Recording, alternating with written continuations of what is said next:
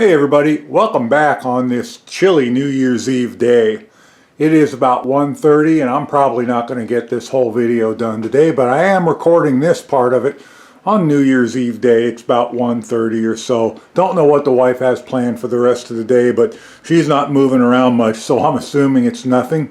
So if you're anything like me, and if you are, we should have a beer and commiserate, but if you're anything like me, you're working around the shop, the garage, the cars, motorcycles, boat, whatever, and you need some way to fabricate stuff. And in the past, I have always done my cutting and welding with a gas axe / flame wrench, and you can see the bottles and the hoses and the torches and regulators down there. And then of course I've got a little welding unit over there, and it's always done a good job for me. But when I first came here to Arizona from Washington State, I sold my big bottles for the gas axe to a guy down the road from me. When I got here, I bought a couple smaller ones. And I think back when I bought those, I think I paid 60, 70 bucks for the bottles, and they were like another 30, 40 to fill. But my problem with that is I do this so seldom anymore that I fill the bottles once, and by the time I go out to use them again, they're empty or nearly empty, and then I got to cart them down and get them filled again. And of course, because it's been a year or two since I used it the last time, the bottles can't be refilled because of nanny state laws. They've got to be tested and, you know, stamped and all that stuff. So they normally just swap them out for me. The last time I did it a couple of years ago, it cost me 140 bucks to swap those bottles out. And now I go to use them again, and guess what? You got it, they're empty. So I'm starting to wonder, what's the solution to that? Because I want to build a center console for the Jeep, a nice one out of aluminum or sheet metal, and I got a couple other projects. I also need to cut the hole in the firewall bigger because I want to put a much better, a much more powerful blower motor in for the heater.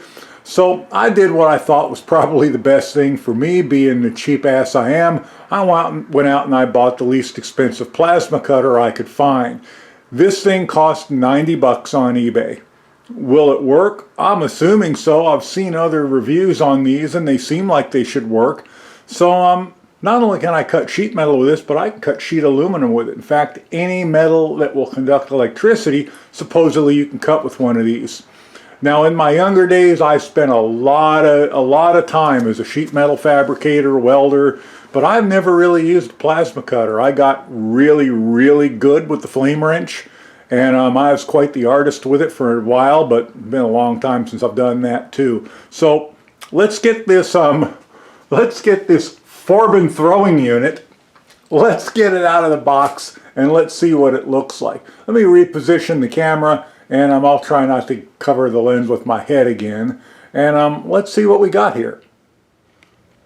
Just for full disclosure, I bought this with my own money. It is not sponsored in any way, shape, or form, and I have not opened the box yet, so you're coming along for the ride with me. Let's get a look. That was good, Chuck. Well, I haven't cut myself yet, so I guess that is a bonus.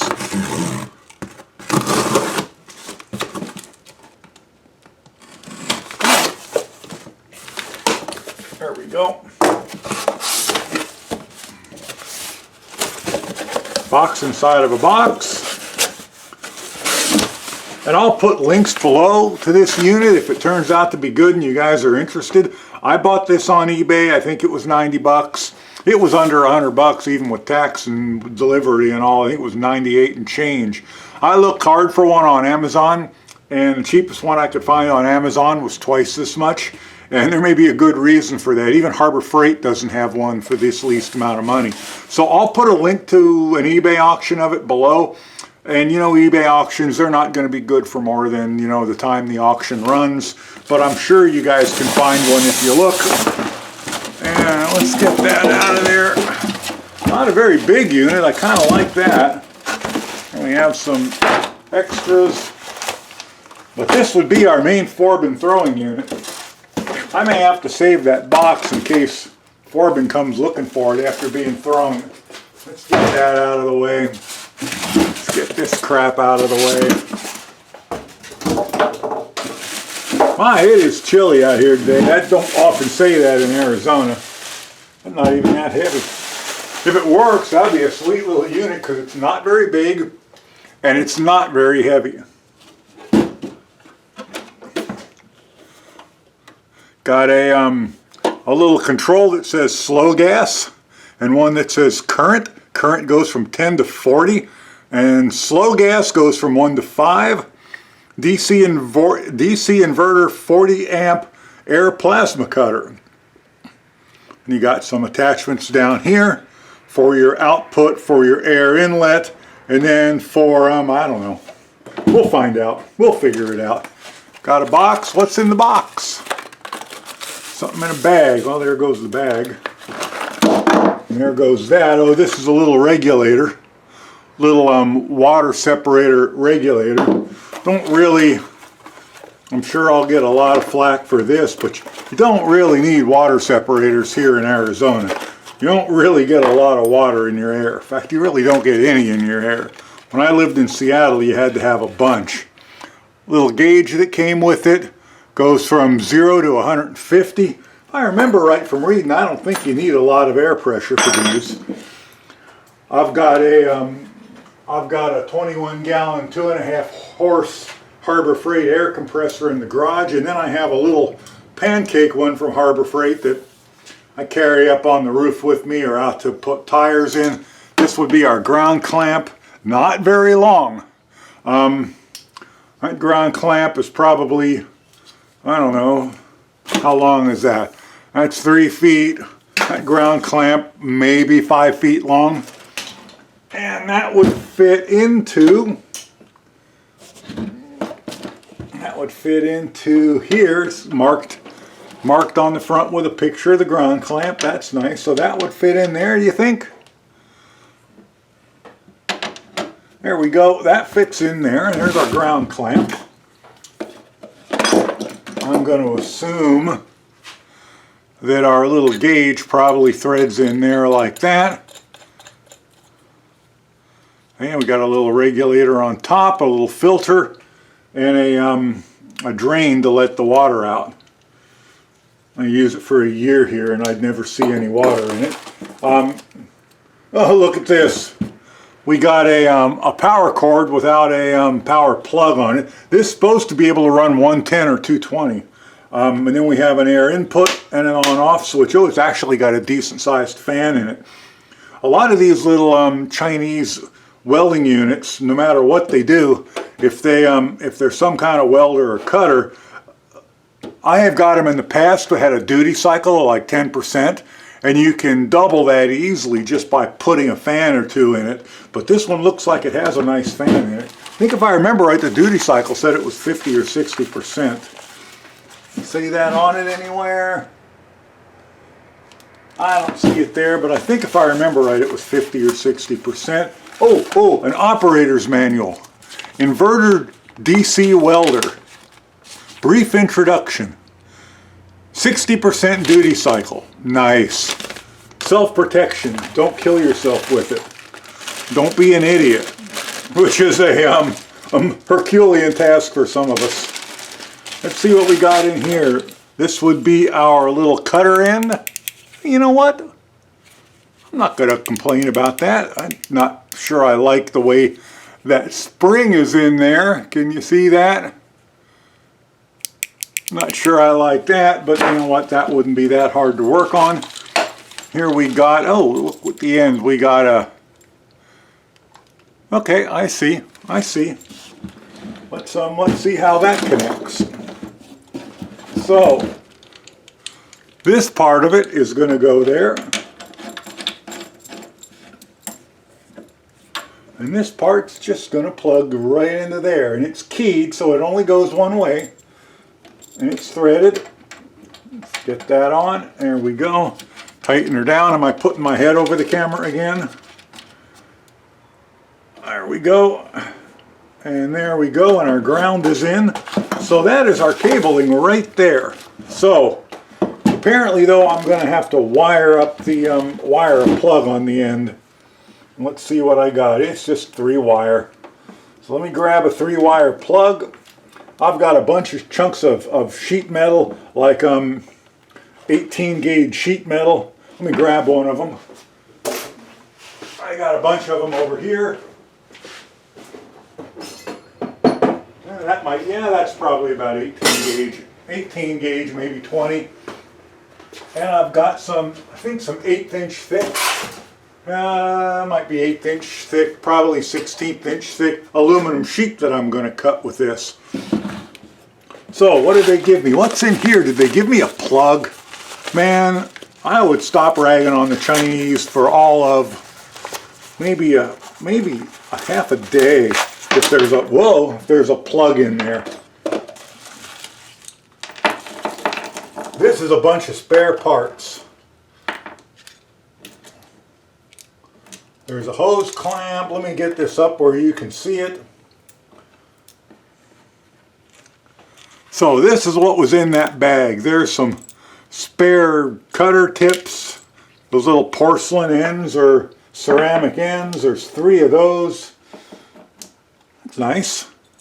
There's an air inlet fitting with a hose clamp stuck on it. There we go. There's 2 air fittings. There's 2 hose clamps. There is, I don't know what that is.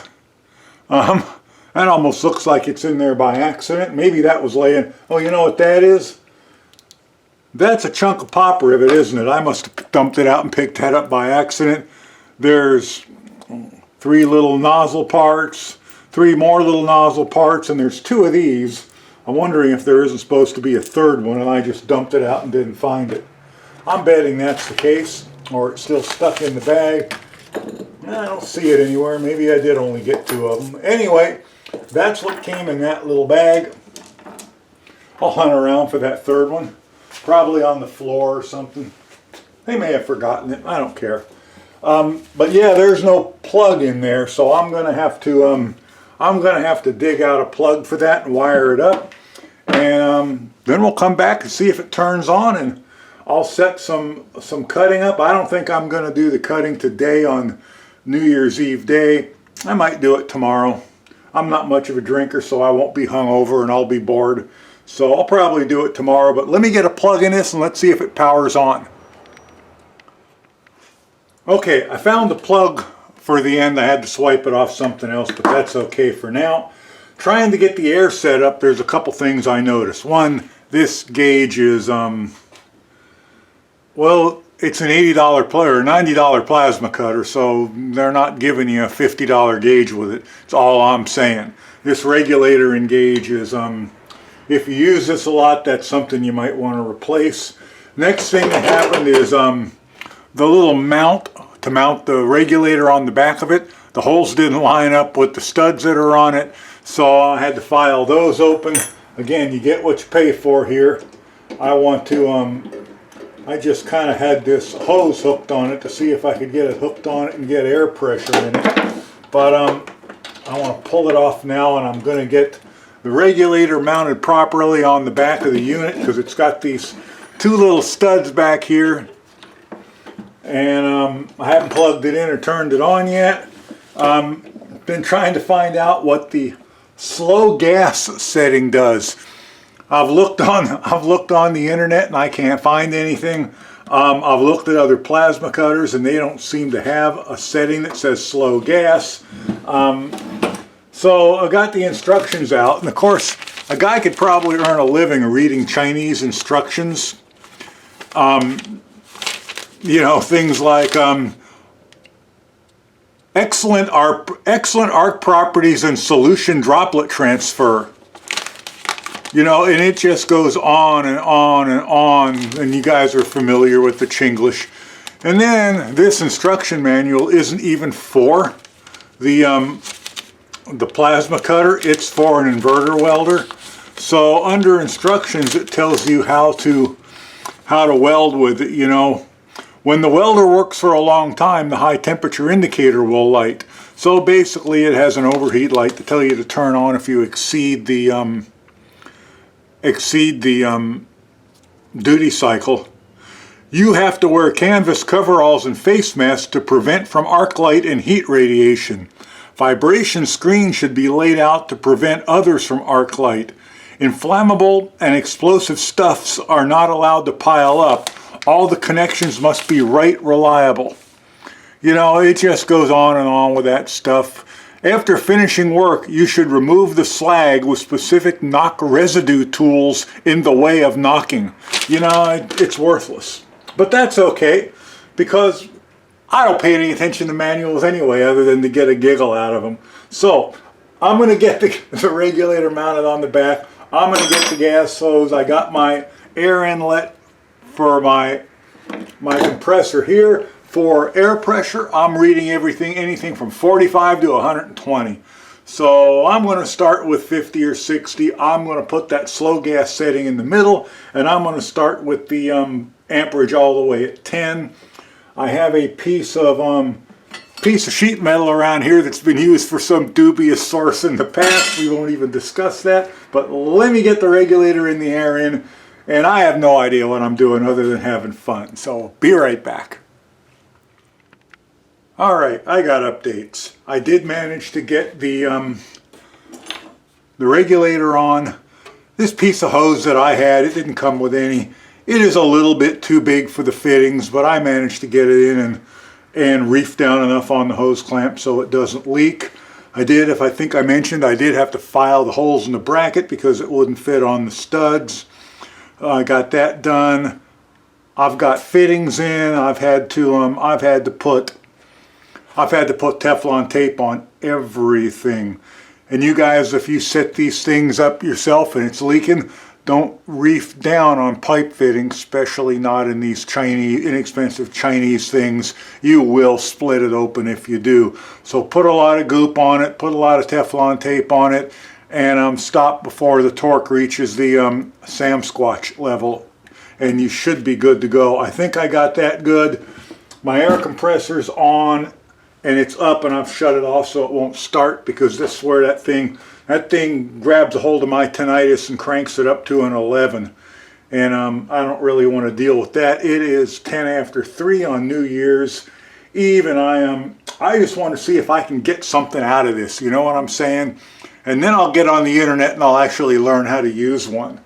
Or, yeah, I might, maybe I won't. But anyway, I got the plug. Let's plug it in, let's turn it on, and let's see what happens. Alright, on.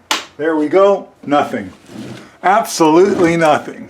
Oh, nope, there I'm wrong. There it goes. Okay. It says current output display 002. Again, I don't know what this knob that says slow gas means. I'm just going to leave it in the middle. I'm going to leave it set on 10. I'm going to plug the air into it. Here's the air here. I'm going to plug it in. All right, let's just see if we got air coming out of it. Oh yeah. Oh yeah. Beautiful. We do got air coming out, and let's get this piece of sheet metal of unknown origin into the vise. Let me move the camera a little bit. We'll get this over here in the vise, and let's see if it does anything. Bend that around like that. There we go. I'm even trying to do things right. I've got a fire extinguisher around here, and the needle's still in the green. So let me see if I can swivel the camera around to where it's showing the vise. There we go, right there. There is our piece right there. Let's hook the ground up to it. And let's see what it'll do. Oh, I better get my hood.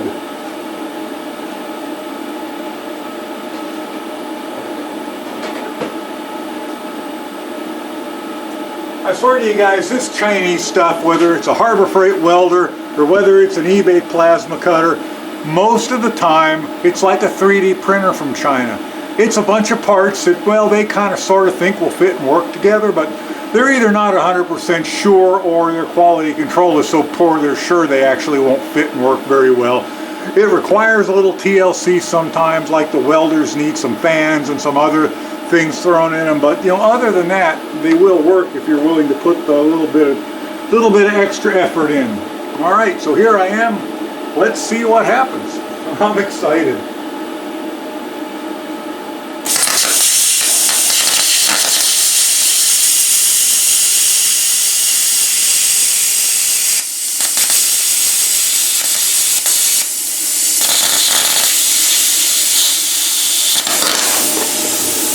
Look at that!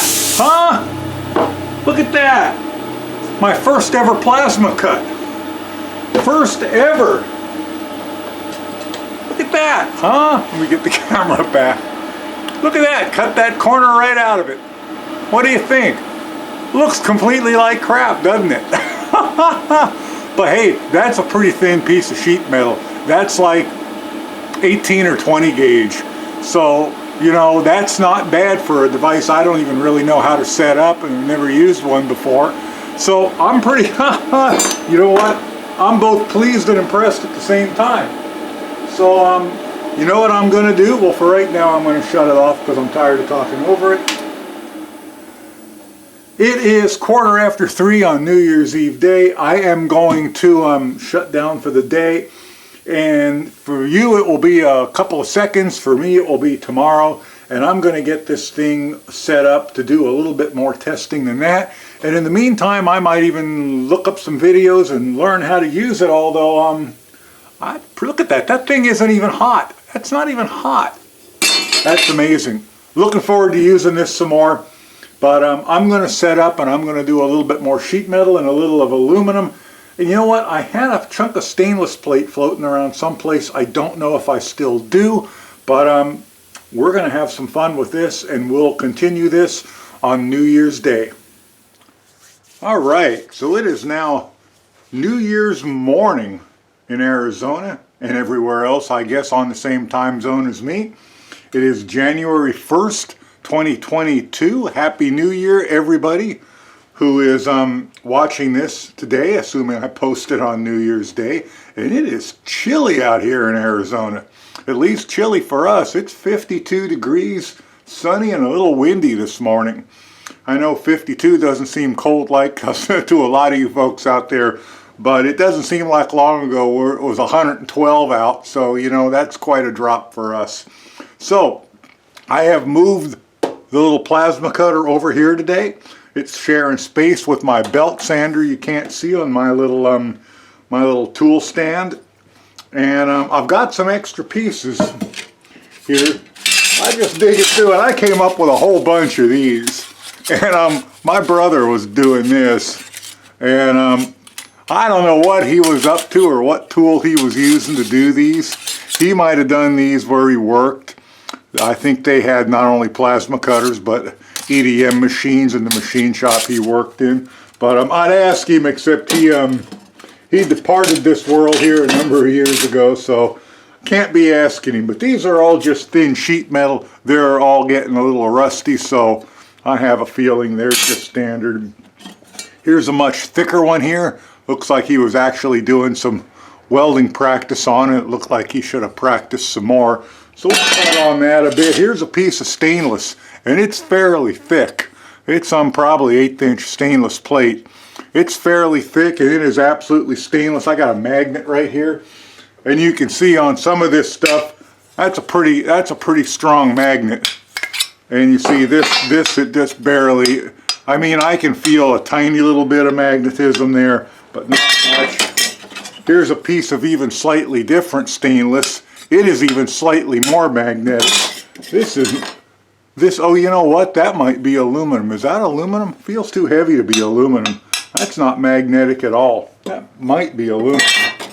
No, it's not heavy enough. This is aluminum. And it's that 1/8 inch aluminum. I got a big sheet of it over on the far wall. This is stainless and it is slightly magnetic, but not much. And that's very magnetic. Not sure what it is, but that might be 3/16.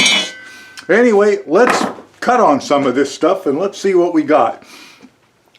Now, since I think I mentioned before, I have TIG welding experience, a lot of experience gas welding and gas cutting. I kind of have a feeling that this is going to be more a cross between TIG welding and gas cutting. So I should do the right thing and go watch a whole bunch of videos about it, but I don't feel like that. So let's just get this stuff stuck in the vise and let's do some cutting. I've got the compressor charged up. I'm going to go ahead and turn it off so it doesn't start up because I hate the sound of the thing. So let's do some cutting here. I'm going to have to arrange some angle here. Let me grab a pair of vice grips. I think I've got a pair of vice grips all covered with welding spatter. And if I can find those, I'll use those. If not, I'll just grab any old pair. I wonder whatever happened to those that were all covered with welding spatter. Which is the cheapest pair I got? Made in USA. Made in USA. Don't tell me I don't have one pair of Chinese vice grips in here. Made in the USA. Holy cow, where's all the crummy Chinese vice grips? These are all made in the USA. What's up with that? That's crazy. Pittsburgh. That's what we're looking for. Pittsburgh. It says when it says Pittsburgh on it, you know it ain't made in the USA. So let's start with some more of this thin stuff. You know what? Let's use this one. Let's start with some more of this thin stuff. I don't know what my brother was up to when he was doing this, whether he had a product in mind. My brother was not a salesman, so he didn't really ever make anything to try and sell. Everything was always just for fun or sport and amusement or whatever you want to call it. Can you see that? Do I have the camera on that? Let's zoom in on that a little bit. I tried a different angle of the dangle. Oh, I'm getting the battery warning. Gonna have to shut down and get a different battery. Okay, backup battery engaged. Let me zoom in a bit here. There we go. Let me rearrange that slightly. How about that? How about that? So let me get my coffee out of the way so I don't fill it up with whatever a plasma sprayer sprays out. Let's get the fire extinguisher down where I can reach it without reaching through the fire to get it. Let's turn the plasma cutter on, see if it wakes up this morning. Power button's in the back, of course, where you can't ever see it or feel it. There it is. Hello, wake up. There it comes. Takes about 3 or 4 seconds to wake up. Fan runs. Compressor won't start. Let's get the ground cable hooked up. Ground cable here. I'm just going to connect it to the vice grips. Because why not? And here's my cutter. Let me grab my hood. And I did watch a couple of videos, and I'm watching guys doing plasma cutting, and they're using what looks like gas welding glasses. You know, sunglasses with like a number 4 or number 5 lens in it, and this is an electrical arc. I would assume you'd need something a little bit better than that, but this auto darkening hood, it should hit the correct light level. Let me polish it up with my shirt a bit. Alright, let's give this a whirl and see what happens.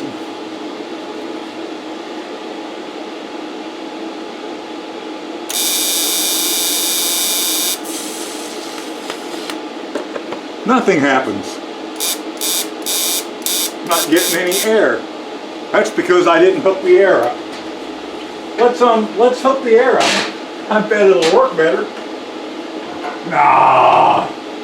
You know, I always wondered if you could use one of these just to heat, like you'd use a flame wrench. And I think I'm seeing now that while it might work, I'm guessing it probably isn't going to be too good for the machine.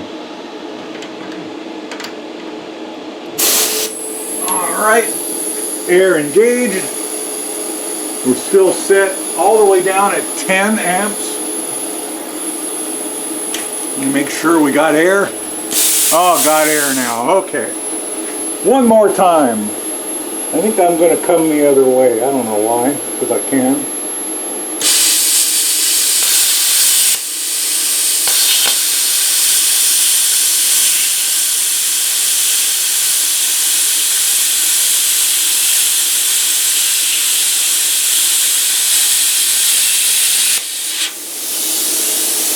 I have to say that might be a little too dark.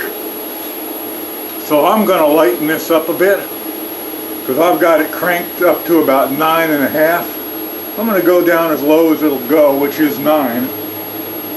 Gosh, it's been so long since I've done any gas welding, I'm not even sure I've got a set of gas goggles around anywhere anymore.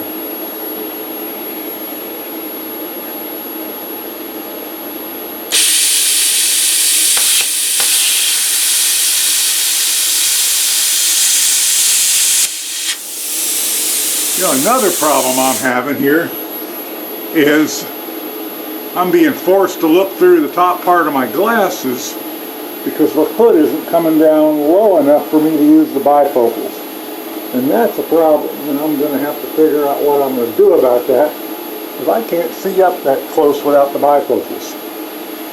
What am I going to do about that? I either need to lower that hood or I need to raise up my glasses. And see if I can just kind of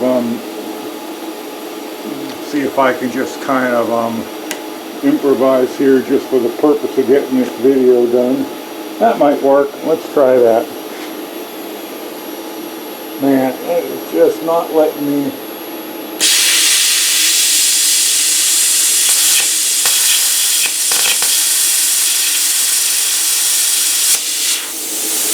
Now it's moving on me.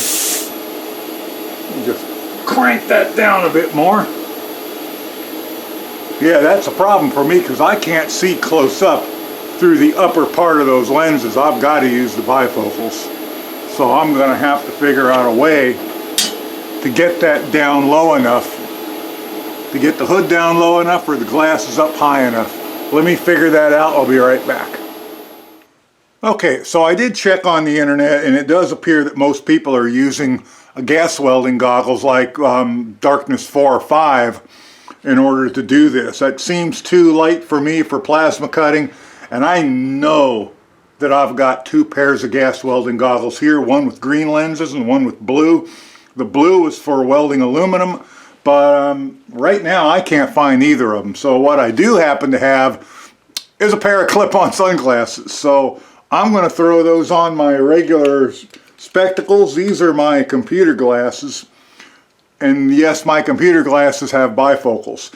The regular upper lens is for computer gaming distance, and the lower bifocal lens is for like phone distance. And that's what I need to see what I'm doing here. Although with the lighter shade, I might be able to see it from further away.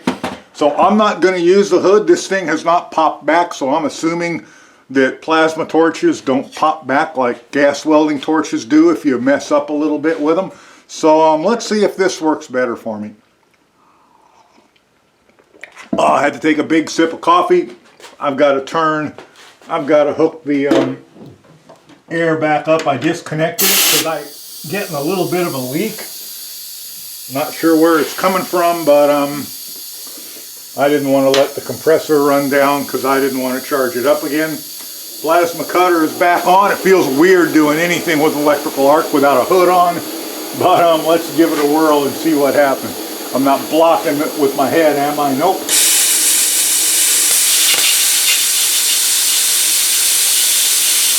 Much better.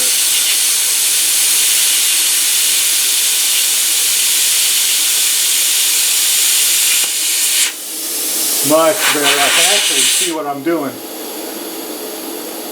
Ran into the vice grips.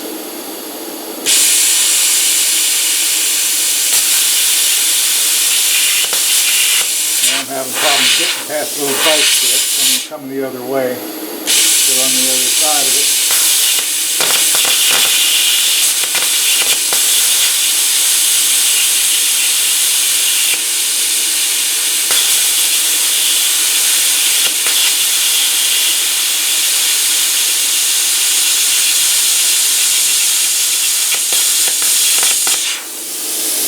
I'm thinking that maybe these sunglasses may not be quite dark enough because it's leaving a little bit of a spot in front of my eyes. But I think we can get this test done with it. And those vice grips, they're not cutting it because that's sticking up so much. I'm going to have to, it's amazing it isn't even hot over here. I'm going to have to get a regular pair of vice grips on that. because that's not going to work.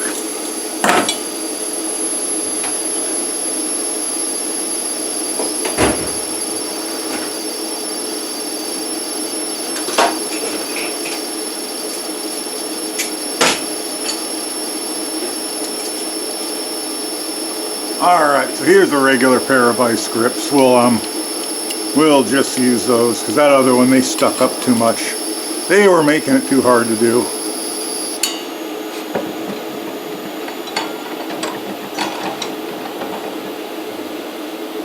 We're still in the camera? Yeah, we're still in the camera. Great. Ground clamp. I gotta figure out where that's leaking on that regulator.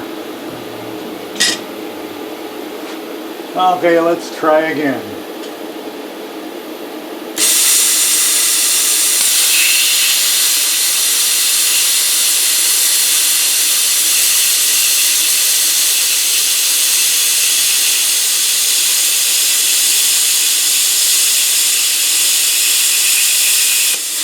You know, one of the things I learned welding, which I seem to have forgotten, is before you start, you move the whole way to make sure you can do the whole distance without hitting anything, and I didn't do that. So let me reposition slightly. Gonna have some things to remember there.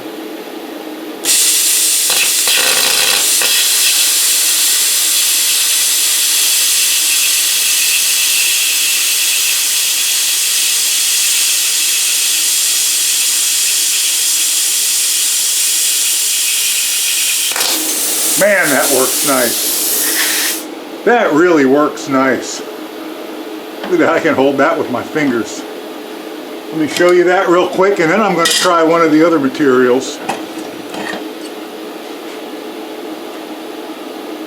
And that's without, and you know, a lot of welding and cutting is technique, but also a lot of it is getting your machine, your bottles if you're using gas, your regulators, your torch adjustment. If you're using a MIG welder or other types of welder, it's getting your heat set, and some of it is learning the individual machine. And I haven't done any of this. I haven't done any of that with this. And that's a pretty decent cut on a piece of thin sheet metal, and this is like, I'm guessing 20 gauge, something like that. It's very thin. Let's try a piece of the thicker stuff. This is much thicker. This is, I don't know that I think that's 1/8 inch, but it's quite a bit thicker than the other stuff. So let's get the vice grips back. Let's try the same thing on this thicker stuff. If I didn't mention it, as low as this machine will go is down to 20 amps. So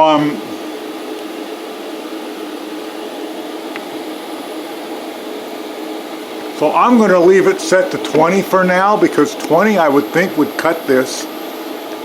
Trying to get the camera positioned just right. Okay, that should be good enough. Let's try again. Get the ground clamp back on. And I haven't played with the air pressure at all. I had it set at what? I mean 60 the other day, and I didn't even look at it. So let's see how we do on this stuff.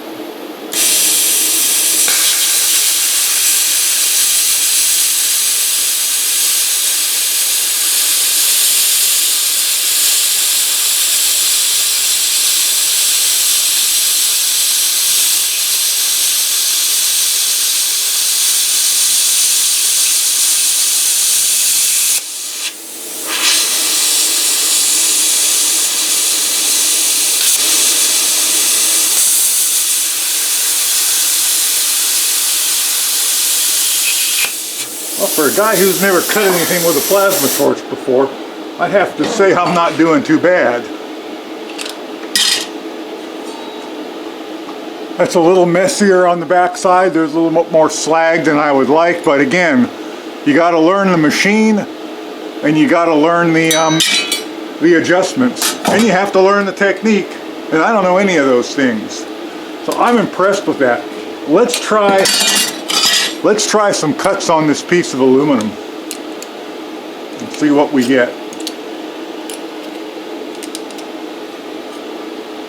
This is like, I'm pretty sure this is 1/8 inch aluminum. I got about a 4-foot square chunk of it, which I bought for a project, and I never used.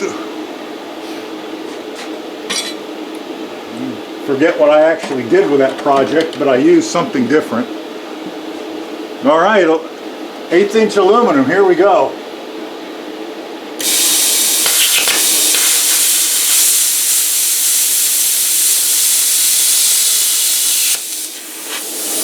Did it cut it? Let me grab another small pair of grips. I got a small pair in here somewhere.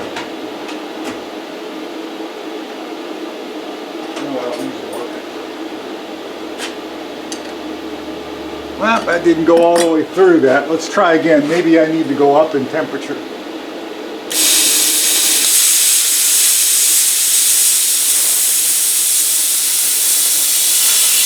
Yeah, I don't think I'm blowing completely through that. Another thing you got to learn is speed.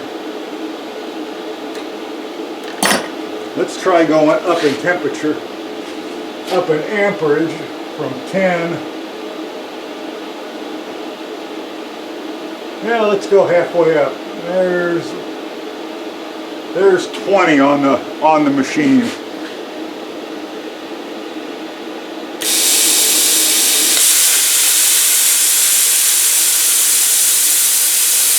There we go. Went through it that time. Oh, nice too. Let's try a couple more.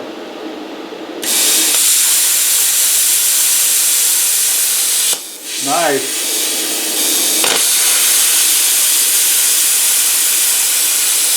Yeah, right through it.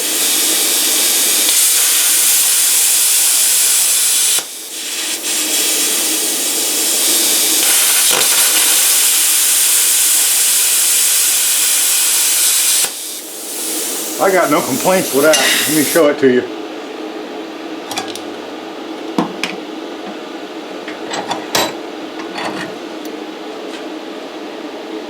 That's the bottom side of it. We focusing? I can't tell with the sunglasses on and the spot in front of my eyes. And that's the top side of it. I tell you what, that's a super clean cut from a guy who's never done this before with a machine he's unfamiliar with and settings he's not sure is right. I'm making all kinds of excuses for myself, but I don't seem to need them. Let's try this. This is too heavy to be aluminum. This is some kind of stainless steel. I'm not sure what kind. A lot of this material that's sitting here, my brother brought home when he was practicing on that desktop milling machine over there. When he bought it and was playing with it. That might be where all those little trucker girl cutouts came from. He might have been doing that. Although, to be honest with you, that looks way too small a cut for that. Get this in the camera better. I didn't do a very good job lining that up. Let's try this. I'm going to still leave it set on that. Make sure my gas is, oh, my air pressure is way down. Let me fire the compressor up and charge it up again. Okay, compressor's back up, glasses are back on. We're still set at, oh, set at 20. Oh, I see, the bottom scale on it is 10. This goes from 10 to 40. I was at 10. I went to 20 on the aluminum. Let's see what it does on this stainless.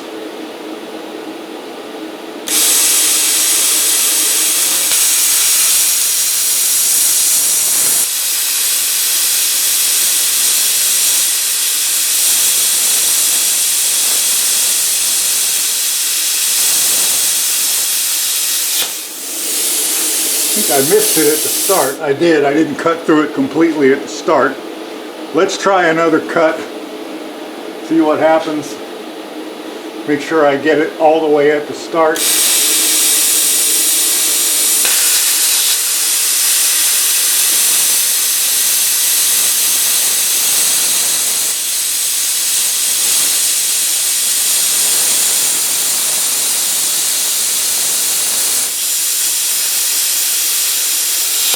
I'm getting a lot of kickback in my face.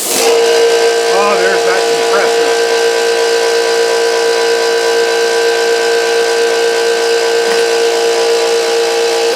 I'm getting a lot of kickback in my face, which means I'm not burning all the way through.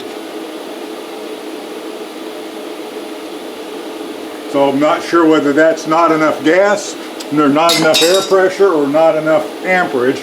Let's try running the air pressure up a bit. What are we at? We're still at 60.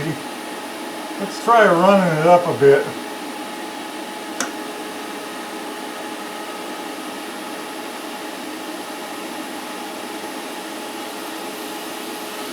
Alright, that's 80. Let's try it with 80. If that doesn't work, I'll bump the amperage up a bit.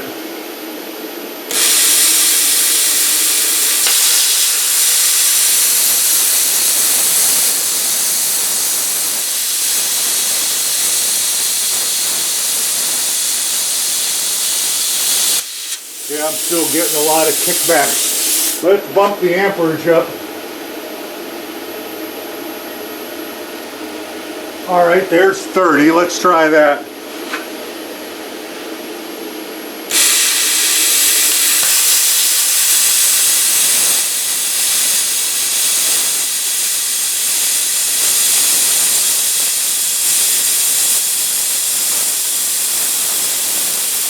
Yep, that's what it wanted.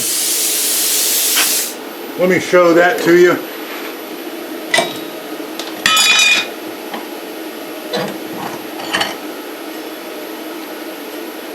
That's actually quite a bit of slag, but I was having, quite a bit of slag, but I was having some issues. But did appear to cut through it cleanly enough so that small piece dropped away free. So that's good. So what's left to try? Only thing left to try is this other piece of completely non-magnetic stainless. That stainless had a little bit of magnetism. This has none. Let's try it.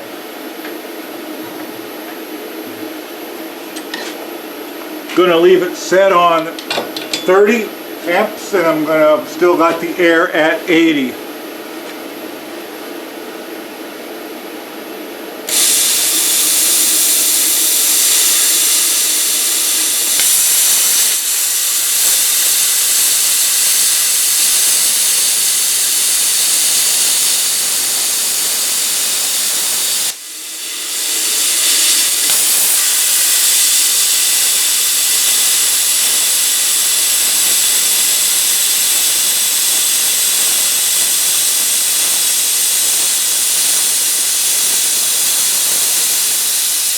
That was noticeably trickier to cut than the others, and I don't think I got through it right at the beginning, and I had a spot in the middle.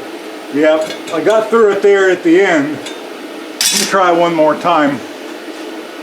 I'm probably losing my air pressure here. Yeah, I'm down to 60 on the gauge on the compressor, so I'm going to have to turn the compressor back on for a minute. Hang on. Okay, so I think this is going to be my last cut with this. I'm going to crank the amperage all the way up to max, which says 41 on it, and yeah, let's see what we get. I'm going to leave the air set at 80, and let's see what we get.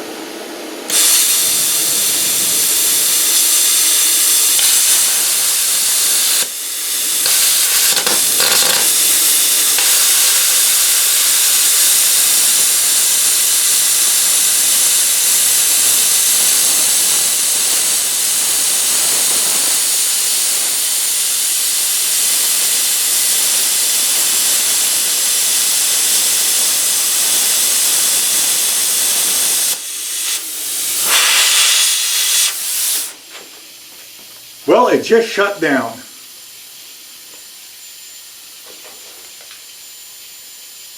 No lights on it, no nothing. Did I blow the fuse?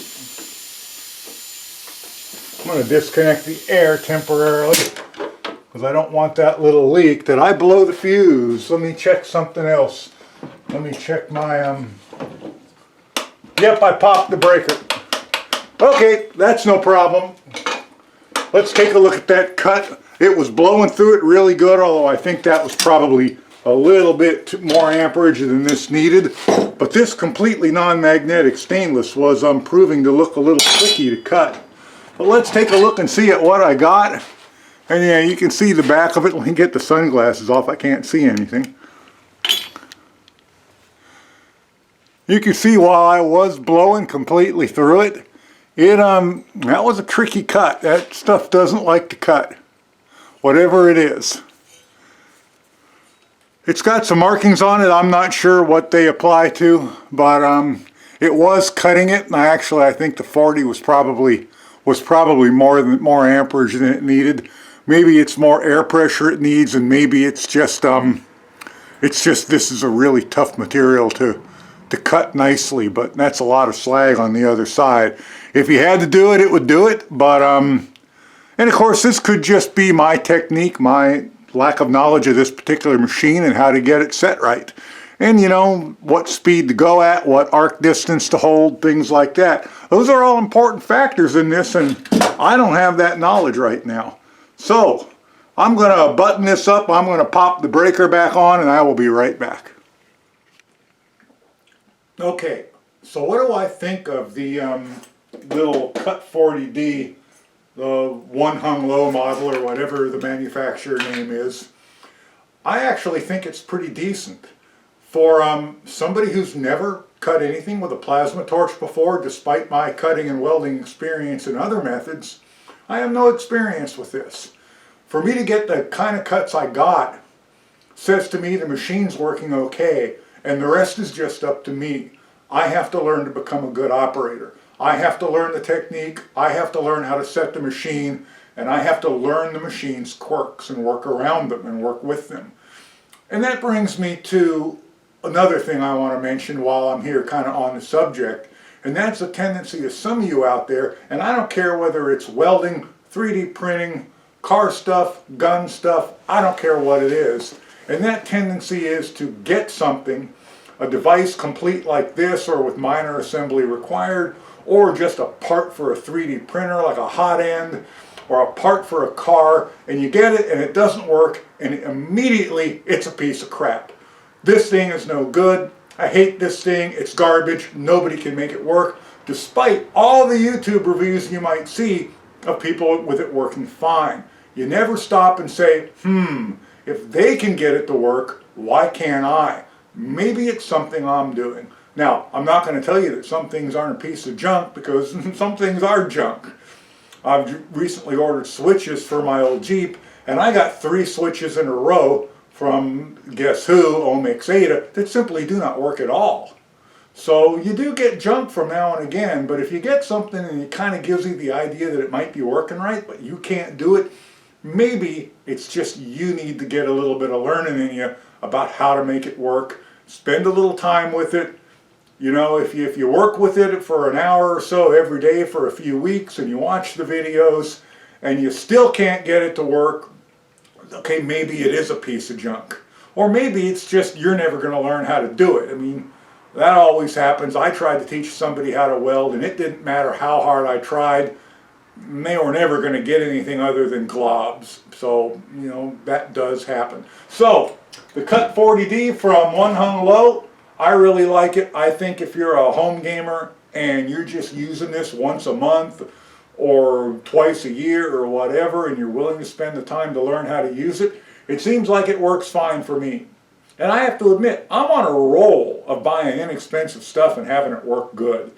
And it kind of surprised me, because I went on a period of time of a couple of years where it didn't seem like I could get anything that would work right. But you know what? The last couple of years I've been on a roll. I've gotten from the Ender 3 all the way up to this, I've gotten a bunch of stuff, and it seems like the quality of stuff that's coming from overseas, whether it's been, you know, China or Taiwan or Malaysia or Vietnam, it seems like the quality is going up considerably. And if you're willing to take the time to do whatever little tweaks and adjustments you need to, because a lot of this stuff really isn't finished. It's like an Ender 3. It's going to really need a bit of tweaking on before it's going to work right, but the basic unit is there and it will function. I remember back in the old days of the old Harbor Freight welders, where you got them and they basically barely did anything, and you had to rip the machine apart and put new capacitors and all kinds of stuff in it and fans in it, and at that point in time you get it to work pretty good, but out of the box they were awful. That doesn't seem to be the case anymore. Of course, prices are going way up, so but not the case for this. So if you're looking for a plasma cutter and you're only going to use it a little bit, I will put links below. They're to eBay. And you know about eBay auctions, it's only going to be there for a week or two, but if you search around, I'm sure you'll find another one. And that's it for this time. It's New Year's Day. I'm going to get this video posted, and then I'm going to relax and probably kill a bunch of mutated aliens with a plasma shotgun for the rest of the day. So, hope you guys enjoyed this video. If you're watching my videos and you haven't subscribed, I sure wish you would. It would help me out a little bit, get me a few more subscribers, bring me a little bit more money from YouTube, and maybe some notice from some manufacturers, and get some more stuff in here to test. So, Happy New Year. Hope you guys are having a great day, whether it's New Year's now when you're watching this or not. And I will catch you guys later. Bye.